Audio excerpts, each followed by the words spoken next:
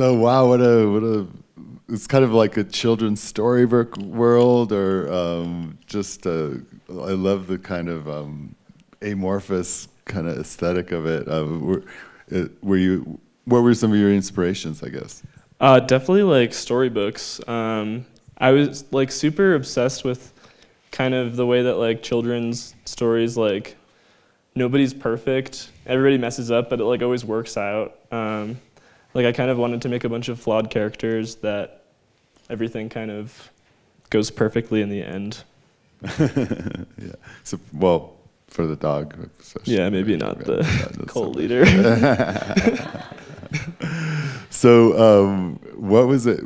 It looked like it might have been messy to make. What was the actual process? It just felt.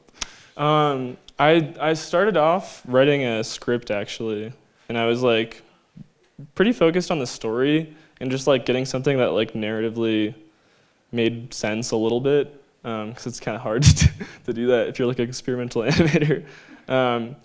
So I did the script, and then I didn't do a storyboard because I wanted to just like have the freedom to kind of like choose my compositions in the moment.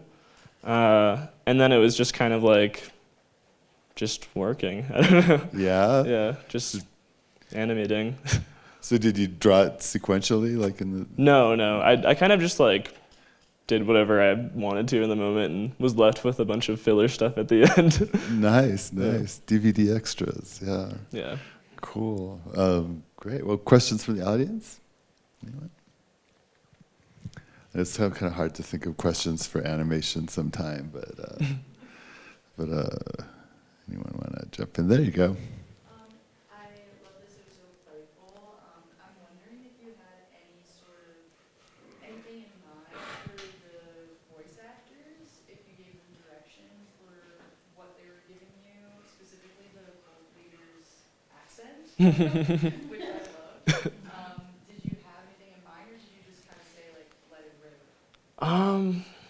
I did kind of have stuff in mind for him specifically, because I was like writing it in rhyme, and like the original script was a lot longer and more like poetic, and so I was like saying it over and over in my head, and like had this like specific tone I wanted him to read it with, and so he kind of did like classic villain at first, and I was like, I don't know, and like it took a lot of like it took a lot of takes to get it like in the right area, but he was super nice to work with. He was my old boss, and then the old lady was Amy Kravitz, who's my animation professor, but she did a great job.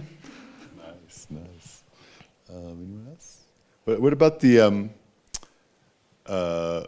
How did you think about the color palette for this?